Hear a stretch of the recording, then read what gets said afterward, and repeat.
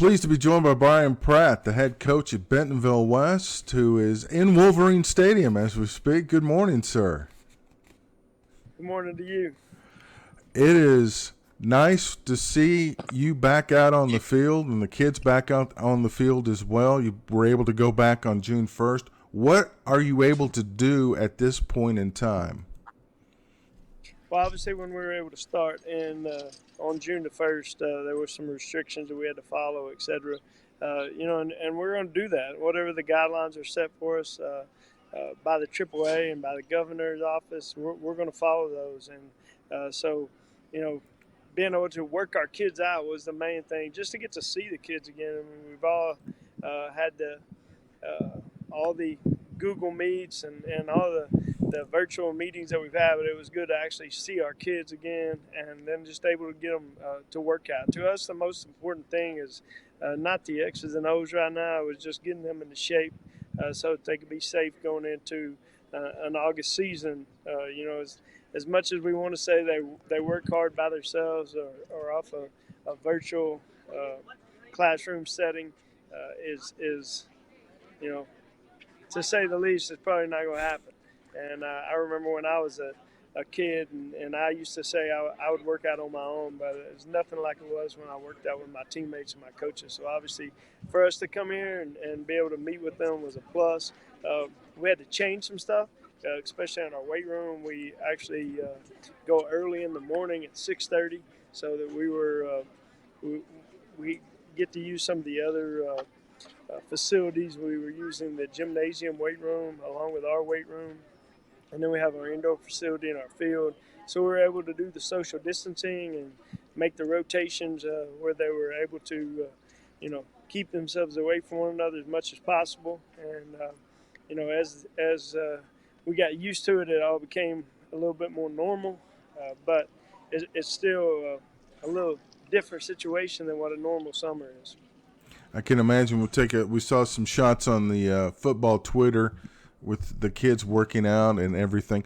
What do you have to do, because they can't just roll in, do the workout and leave. It has to be cleaned and everything like that. So what has to go into making the weight room available and cleared to be used? The big deal was the spotting. And, usually you have two kids to a rack and they're able to spot one another, but they recommended that we had 5 spots, which means you had to have a little bit more. You had to look around and pay attention a little bit more in there, because usually we have 3 kids in a group, which one's lifting, the other 2 spotting, which is fine. But we wanted to go 2 to a rack because of social distancing, try to get as few kids as we could in the weight room. That's the reason we were sharing. And then obviously just sanitize everything after they leave and try to make sure that they have their mask on. If they're doing the workout or doing the agility or the weight room, whatever, they can have their mask down. But when they get through, they have to put their mask up. Well, as you're a kid and you get finished squatting or something, you're out of breath.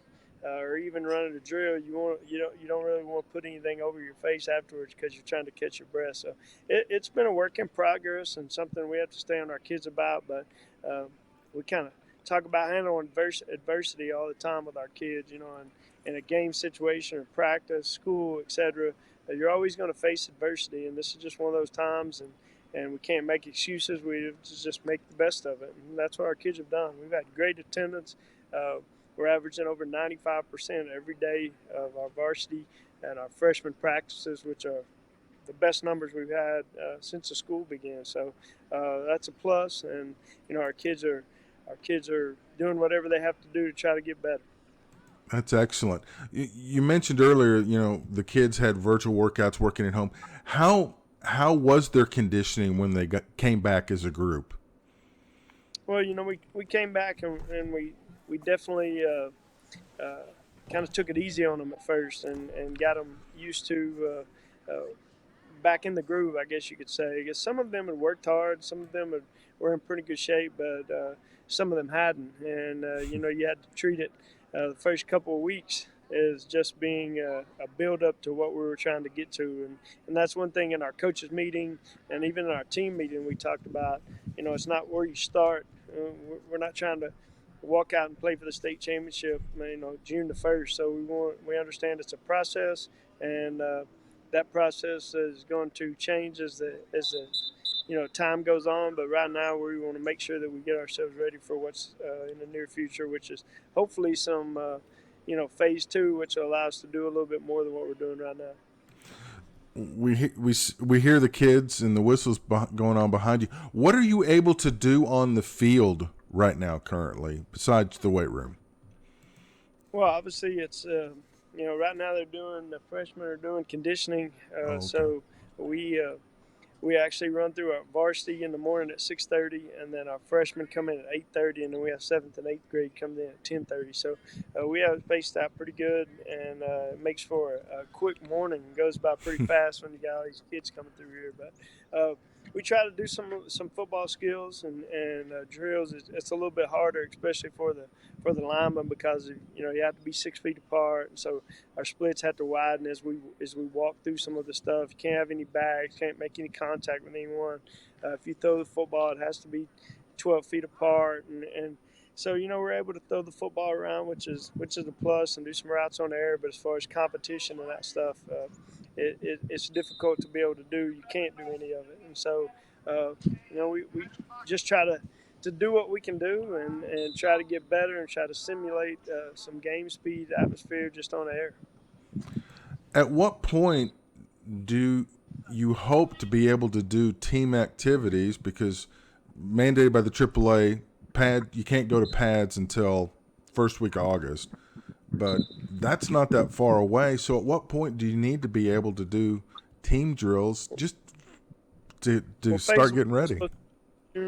June 1st to June 30th, and so we're hoping in the next week or so we'll get our guidelines for phase 2, and obviously some of the other states. I know some of my friends in Oklahoma I've talked to, they're actually doing some 7-on-7 and stuff like that. So to me, that would be the next phase of it. Is hopefully we'll be able to at least have a helmet on and go through some 7-on-7, some competition, just to get in the groove of being game speed and actually be able to run our offense or our defense and react to the football and that kind of stuff. So that's our hope.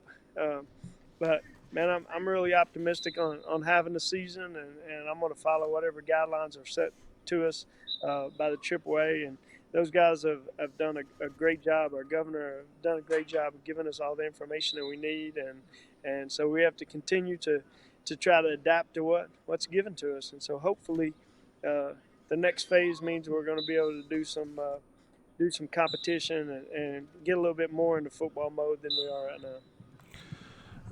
Do you monitor the news and all the reports? I mean, we see Kansas State suspended practice for 2 weeks. The governor announces the cases every day.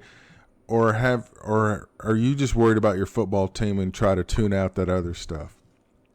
No, I try to keep up with it. The number one thing is safety for our kids, and obviously, we know as I talk to other coaches around the state that there's going to be a point in time where we're going to have to deal with the case, and we want to have a plan in place so that we do that the correct way, and we always want to make sure our kids are in a good, safe environment, and that's what we're trying to do right now. So yeah, I watch it.